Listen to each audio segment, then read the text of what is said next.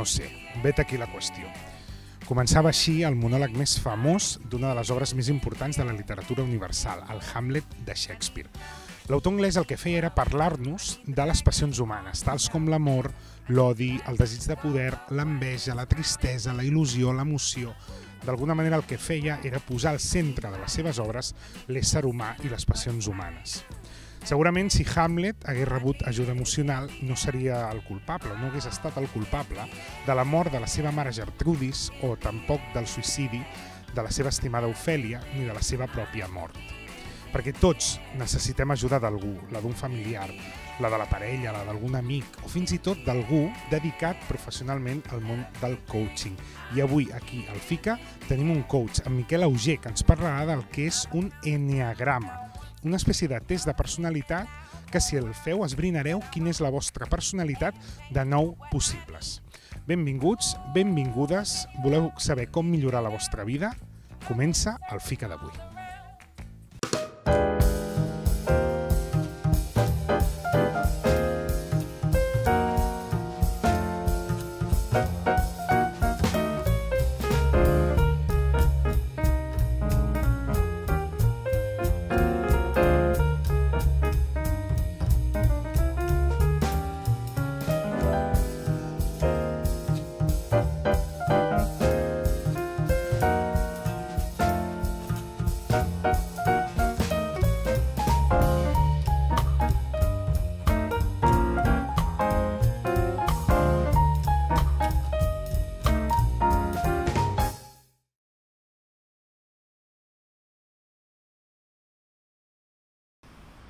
Auger, moltíssimes gràcies per haver acceptat la invitació del FICA. Benvingut al programa. Gràcies. Et faig la pregunta que sempre faig a tots els convidats i les convidades. Qui és l'Auger? Bueno, és una pregunta molt existencial. Intentaré respondre, no sé, el millor que pugui. Pensa que tenim 20 minuts, vull dir que jo crec que Sí. has de breujar. Has de breujar. Doncs jo em considero un apassionat de la transformació personal. Soc i he sigut una persona molt reflexiva tota la meva vida. Em considero també molt perfeccionador i perfeccionista, un addicte a l'estimulació mental i també em considero un aprenent de per vida. Aprenent de per vida? Sí, un aprenent. Què et queda per aprendre en aquest món? Hi ha tantes coses per aprendre que és impossible aprendre-ho tot. Llavors, aquí la decisió està en què és el que jo vull aprendre. Llavors, em queda moltíssim. És un viatge, l'aprenentatge és un viatge de per vida. Penso que quan acabes d'aprendre ja estàs mort. Tu, parlant d'aprenentatges, Auger, vas estudiar per tècnic de so i has estat treballant com a tècnic. D'aquí vas passar a programador informàtic i de programador a coach. És a dir, aquest viatge, aquests canvis, explica'ns una miqueta com comença algú a estudiar per tècnic, es fa tècnic, després programador i ara ets coach. Doncs és una molt bona pregunta. La veritat és que, com has dit abans, és un viatge, no? Llavors, jo sempre he tingut molta curiositat per alguns àmbits, per algunes coses, i sempre he seguit una mica aquesta empenta, no? Aquest fil que m'estirava cap a algun altre lloc. I al principi vaig començar a estudiar en informàtica, per exemple, i amb el temps he descobert que l'educació universitària no està massa feta per mi en el sentit de massa classe teòrica, falta com molta pràctica, no? El que les empreses busquen, per exemple, doncs és pràctica, és experiència, és aquí on es delimita la diferència de nivell. Però què passa? Que tenia molta curiositat per la música, no? I el so, el que era tot aquest món, per mi era molt màgic, no? Era un món molt encobert, no? Ningú parla, no? De tecnologia de so, música, producció musical.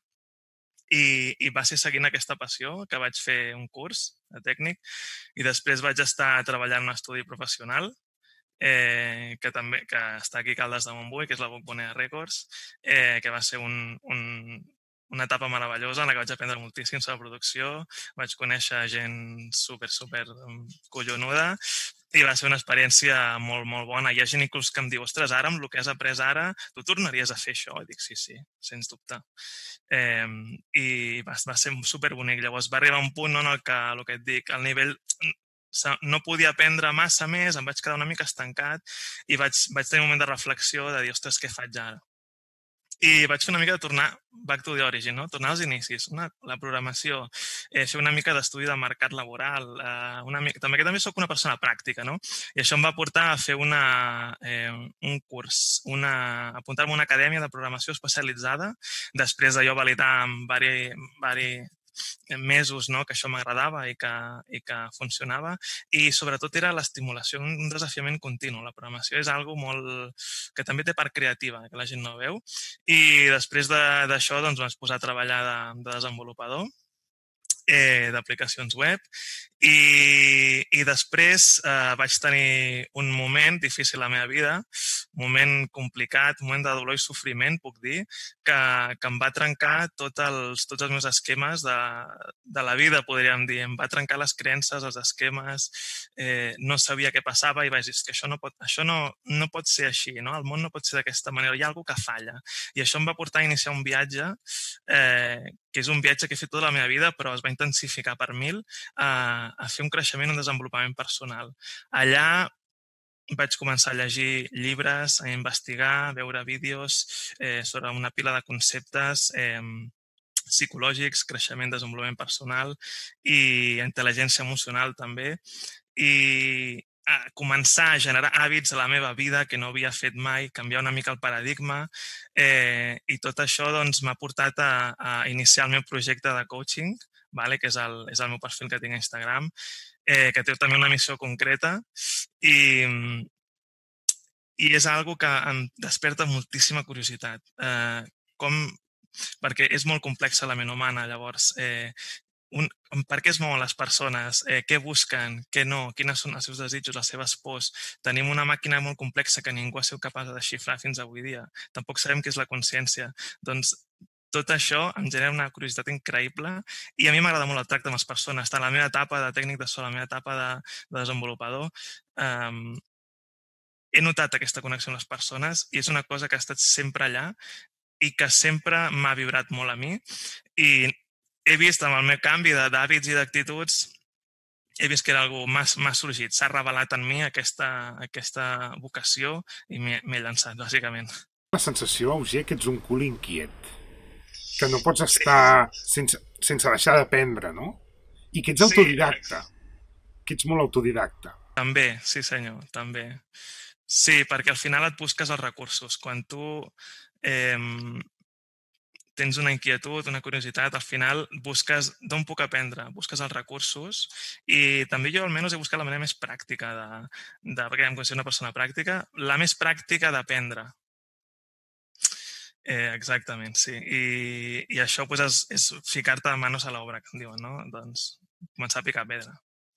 Et dediques només al tema del coaching o ho combines amb una altra feina? Jo sóc un d'aquests bojos que hi ha pel món que es dediquen a tenen dos àmbits de treball a la meva vida. Actualment encara estic amb la meva feina de programador, dedico unes hores setmanals a això i per l'altre tinc el meu projecte de coaching.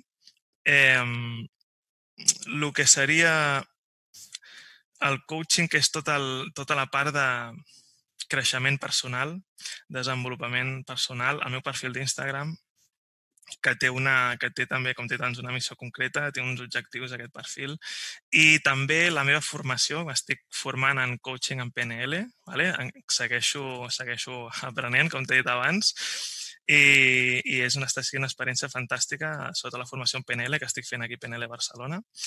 I llavors tinc l'altra part, que és la part d'aplicacions web, que és el que em dona ara mateix la meva estabilitat econòmica. Això part de... I llavors soc d'aquests bojos que combina, no? I, bueno, ja veurem com avança això. On acabes, no? Bueno, pots combinar-ho. Pots combinar-ho, vull dir que... Sí, de moment, sí. Parlaves del programador informàtic, m'ha fet molta gràcia perquè donava la sensació com que la ment humana era com un ordinador, no? És a dir, trobes que hi ha... Sí, hi ha una connexió descarada. Sí. De fet, es parla tant en PNL com en moltes altres ensenyances, no? Es parla de reprogramació mental. El que passa és que el cervell té té una evolució immensa a través de la història i la part del neocòrtex és la nostra consciència, però és que tot l'altre és el subconscient i el subconscient és la programació teva. O sigui, el teu autoconcepte està dins del subconscient. Tot el que tu sents, perceps, tot ve filtrat i és a dir, algo tan tonto com saber que una persona està somrient o està plorant, tu no ho penses, a veure, té la boca torta així... No, o sigui, aquestes percepcions van pel subconscient. També el que tu ets capaç de fer i el que no, el que tu et limites i el que tu et potencies, tot això ve programat pel subconscient. I hi ha tècniques de la programació mental també, a PNL en treballem algunes, i em sembla brutal. O sigui, jo hi veig una connexió molt bèstia. I no sé, potser en algun moment se'm creuen dos cables i mira, i trobo alguna cosa nova. T'he de dir, Auger, que jo no sóc expert en coaching i la paraula coach fa relativament pocs anys que s'escolta, no? Aleshores, quan penses en un coach, és una espècie com d'entrenador emocional, no? Però jo em pregunto quina és la diferència entre un coach i un psicòleg. És el mateix o quines són les diferències? Jo et donaré el meu punt de vista perquè penso que són dos conceptes que s'han mogut molt en el temps i que inclús poden ser el mateix o no. Vale? Algú et dirà, bueno, és que el psicòleg té una formació, el coach no té una altra... Sí, però per mi la principal diferència és que un psicòleg potser té un àmbit més ampli, no està tan especialitzat, es dedica a diagnosticar trastorns i tracta patologies, treballa amb pacients. I el coach també està basat en la psicologia, però està més enfocat a problemes concrets, més enfocat a desenvolupar habilitats concretes, en gestió personal, emocional, laboral, desencallar-te, si tens objectius que per algun motiu no aconsegueixes, no? Doncs t'ajuda a buscar què està passant allà i tirar endavant. Jo penso que, no sé, per dir-ho així pla, una persona quan té algun problema, si no el resol, es converteix en una patologia. Val. Aleshores, els coaches treballeu amb els problemes, però no amb les patologies? Perquè què passa? Que l'enfocament, ja si parteixes de la base de que treballes amb un pacient, una persona que és un pacient que la paraula diu que espera, no? A què espera? A mi psicològicament ja no m'agrada veure com un pacient, sinó una persona que vol millorar, una persona que vol millorar en l'àmbit que sigui. Què li diries, Auger, perquè suposo que t'has trobat a la vida, gent que no creu en els coaches? Jo en conec alguna, Jo abans de parlar amb tu, doncs tinc un amic que no creuen en els coaches, no?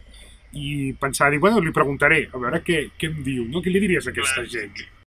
Bueno, jo imagino que quan dius que no creu es refereix a que no creuen que puguin ajudar a les persones, entenc. Vale, que ho provi. Li diries això, que ho provés? Prova-ho, sí. Em dic, vine, que si tens alguna cosa, doncs vens amb mi o amb algun conegut o el que sigui i mira, i vens a veure si et serveix o no. Si bé és cert que, per exemple, jo m'estic especialitzant en coaching en PNL. Llavors és algo concret també, perquè hi ha uns estudis al darrere que són molt interessants i molta gent... alguns dels més famosos coaches es basen en la PNL. Anthony Robbins, per exemple, un d'ells, un dels més, diguem-ne, famosos, no? Llavors que ho provi. És que a vegades no fa falta tenir depressió o ansietat, sí que també, i també es treballa, però quan tens un problema, tens un bloqueig, tu detectes, ostres, és que no puc fer això, és que no puc. Ostres, aquí hi ha alguna cosa, aquí hi ha una creença limitant, aquí hi ha alguna cosa que et bloqueja. I normalment està en el subconscient, però tu no n'ets conscient perquè està dins. Llavors, el que treballem, per exemple, en el coaching en PNL és anar a buscar aquest subconscient i treure això, portar-ho al conscient. Ens basem en unes tècniques concretes. I doncs això, si necessites algun canvi a la teva vida, alguna que et fa sentir malament, tens dubtes, tens inquietuds, situacions que et bloquegen o que inclús no pots estar sol. Aquí darrere hi ha problemes i es poden solucionar. I a vegades no som capaços de solucionar nosaltres sols, o inclús és que els nostres amics o els nostres pares, per molt que ens vulguin ajudar, ens donen consells equivocats. Llavors, vés a veure un coach, vés una hora, ni que sigui, explica-li una mica com et sents, deixa que guiï una mica, ja està. O sigui, i si l'experiència et sent agradable, doncs endavant. Jo vaig tenir una experiència amb un coach, 3 sessions, i per mi va ser un canvi. Creus que el confinament ha provocat que la gent necessiti potser més ajuda? A veure, el confinament ha sigut, crec que per tots, un moment de reflexió. Un moment de reflexió obligatori. Sí, no ens ha quedat més remei, no? Exacte, és obligatori. O sigui, tu pots dir no vull, però et toca, no? Perquè et quedes en les 4 parets. Hi ha gent que tindran les cases més grans o amb terrenys o el que sigui, cap problema. A les ciutats, jo no m'imagino el drama que ha hagut de ser viure en un pis, no?, amb 4 parets, encasillat i sense sol, Bueno, en fi, no vull ni pensar. Però clar, és un moment que hi ha gent que s'haurà quedat sola o gent que s'haurà quedat amb la seva parella, amb la seva família, i tots aquells xoques amb tu mateix o amb les altres persones, segurament això ha ajudat a que surtin a flote. Llavors, és una bona notícia perquè significa que n'hi havien. Llavors, ara els pots treballar. Bàsicament és una oportunitat de dir, ostres, mira, és que m'està passant això, necessito un canvi, necessito treballar això, necessito veure d'on ve. Una mica seria aquest el tema. És la meva opinió, sí.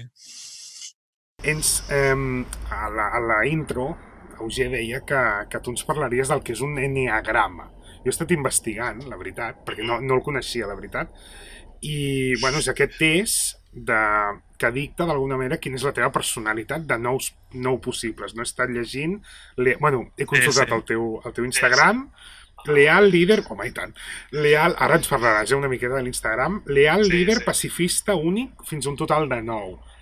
I he vist que ho feies de Harry Potter i Joc de Trons. He de confessar-te, Auger, que jo sóc gran fanàtic de Harry Potter i m'ha interessat molt aquesta descripció d'alguns personatges. M'ha fet molta gràcia el dels germans Weasley. Sí. Clar, és a dir, aquest test diu quina és la teva personalitat, amb quina finalitat. És a dir, jo sé que m'invento, líder o soc pacifista. Per què em serveix a mi saber o tenir aquesta etiqueta? Per començar, deixa que corregeixi, l'enneagrama no ens classifica en 9 tipus de personalitats. El que et dona el test que et recomano que el facis. Ho faré, creu-me. Serà superdivertit. És que a més l'enneagrama és divertit. O sigui, jo em diverteixo molt mirant trobant patrons en les persones, a mi mateix sobretot, que comences per tu, això sí que és important. El que fa és, el test et dona uns resultats. Llavors, tots som els 9. Tots tenim els 9. El que passa és que l'enneagrama et diu el teu dominant és aquest. D'acord. I tens un segon dominant. Llavors, a partir d'això, l'enneagrama no és més que un sistema de classificació de la psique. És un mapa de personalitats. Ens ajuda a primer identificar-nos amb un tipus dominant. I després, a partir d'aquí, comences a explorar tot l'altre i veus que és molt més profund, no? Llavors, tu em deies, per què em serveix a mi identificar-me amb un d'aquests arquetips, podríem dir? Et serveix per conèixer a tu, per millorar el teu autoconeixement i sobretot per saber com t'estàs limitant. Perquè l'enneagrama té un sistema també que et diu els teus moviments compulsius van en aquesta direcció, que són les fletxes. Normalment tu tires cap allà. I, ostres, te n'adones i dius, joder, és veritat, no? Doncs aquest moviment compulsiu és un recurs que tu fas servir de forma automàtica. Pots canviar-lo. L'enneagrama t'ensenya que tens més recursos i t'explica d'on surten i et recomana que tu els treballi. Per tant, tu m'ajudaries a trencar aquests límits. Sí. Sona molt bé, la veritat. És molt divertit. Et recomano que el facis perquè, a més, serveix molt per conèixer-te tu mateix i per les altres persones, per conèixer millor la teva família, la teva parella, els teus amics, millors amics. En relacions laborals també pots veure algun patró, no? I dius, vale. I quan saps un arquetip, quan tens identificada... El que passa, el problema de l'enneagrama és que pots sobreetiquetar massa la gent. Això no està bé. Però quan tens una idea de per on va, saps quin tipus de... què és el que busca aquella persona, no? Et puc posar exemples. Puc parlar-te del tipus el nou, per exemple, no? Que Harry Potter és un nou, per exemple. El nou és el pacificador. Si t'hi fixes, però es refereixen a més a números, perquè si li poses una paraula, l'encaselles massa. És el pacificador, però també és més altres coses. Són tipus de personalitat que els hi encanta la pau, la tranquil·litat. Ells volen estar tranquils i volen la pau i no volen conflictes, fugen dels conflictes. Depèn de la variant instintiva que tinguin, atacaran una mica més o fugiran més. Això és un altre apartat de l'eneagrama, la variant instintiva. Doncs, per exemple, el nou, el Harry Potter ho diu, jo és que no busco els problemes em troben a mi, no? Ell és com, és que no, saps? No, jo no vull la fama, és que jo vull estar tranquil, però no m'han deixat tranquil des que he nascut. I és el dilema de Harry, és com, joder, al final s'ha de posar allà manos a la obra, no? A solucionar la seva vida i el món. I fixa't fins al punt que per aconseguir la pau està disposat a que el matin. Ja. Aquest és el nou. I grans persones, per exemple, els nous són persones molt treballadores, prefereixen treballar més hores i estar més tranquils, que no anar molt estressats. I, bueno, una mica...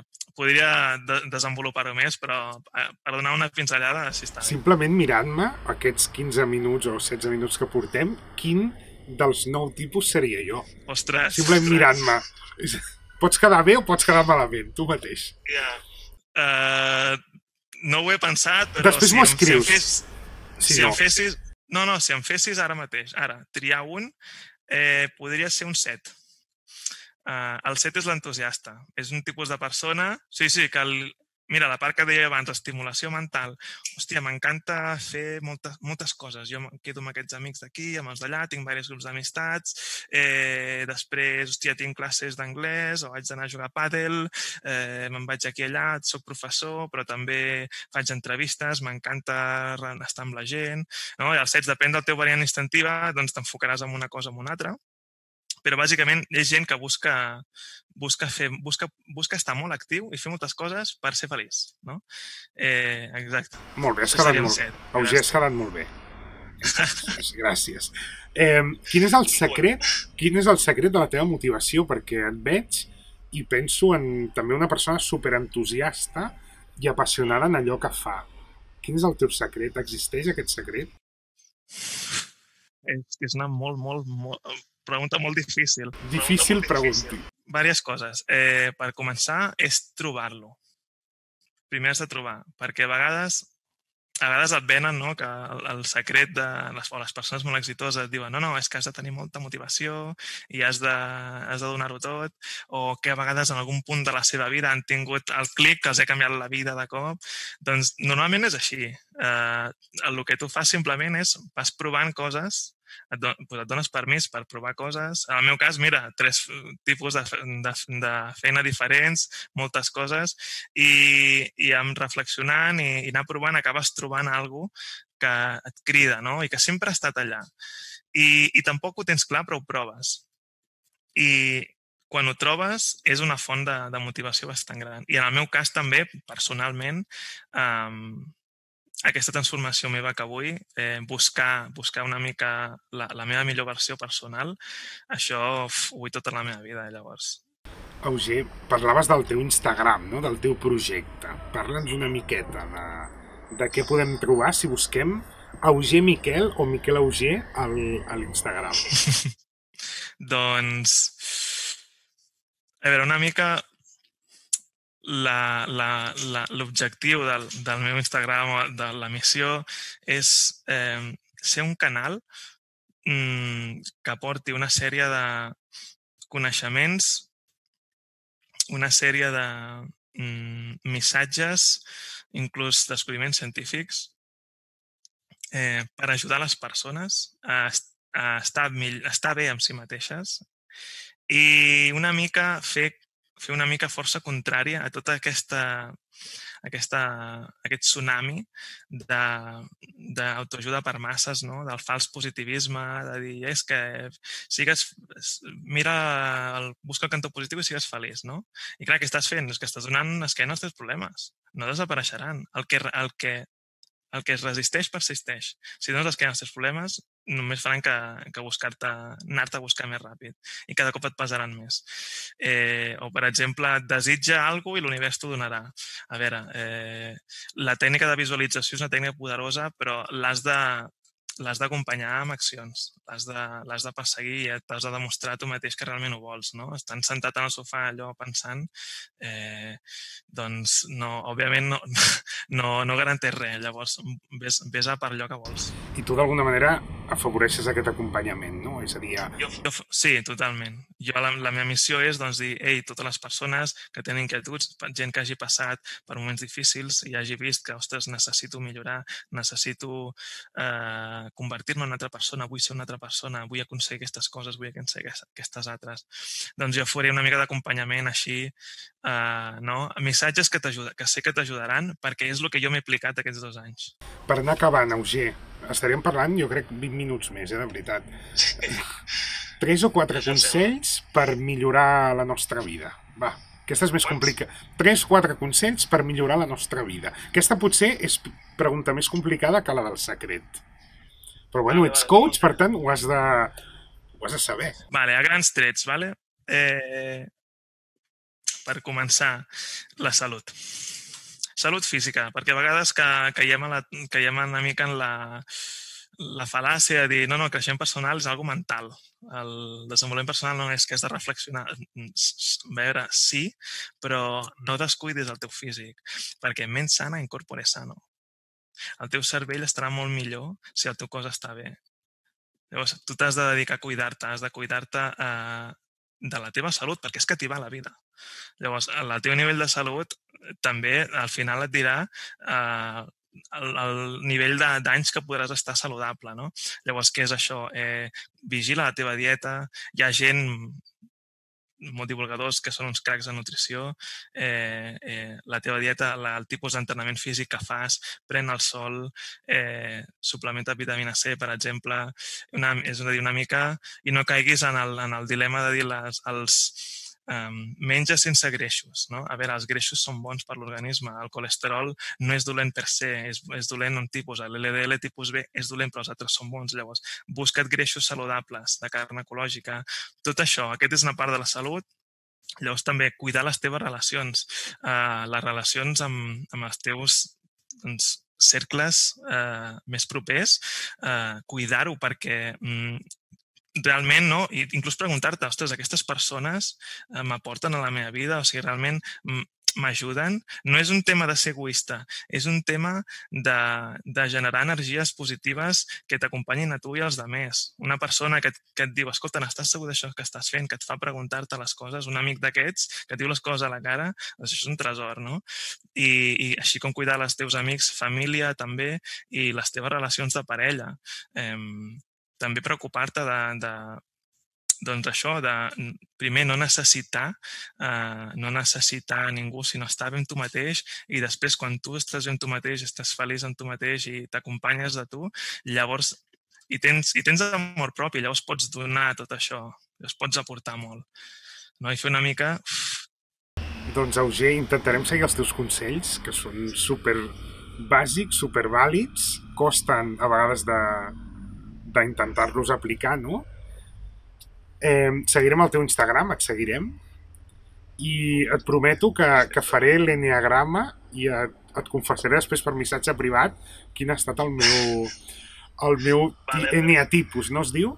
Sí, el teu enneatipus, correcte. I després et donaré una mica de pautes perquè puguis investigar una miqueta més i puguis augmentar el coneixement, ja veuràs que et farà molta gràcia, és superdivertit estudiar l'enneagrama. Doncs, Auger, moltíssimes gràcies per haver acceptat la invitació del FICA i per aquests consells i per tota aquesta entrevista. Moltíssimes gràcies. Ha sigut un plaer.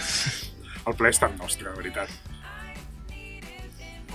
Doncs segurament si Hamlet hagués conegut l'Auger, la història de Shakespeare hagués estat molt i molt diferent. Moltíssimes gràcies per haver-nos acompanyat en el FICA d'avui i ens veiem la setmana que ve.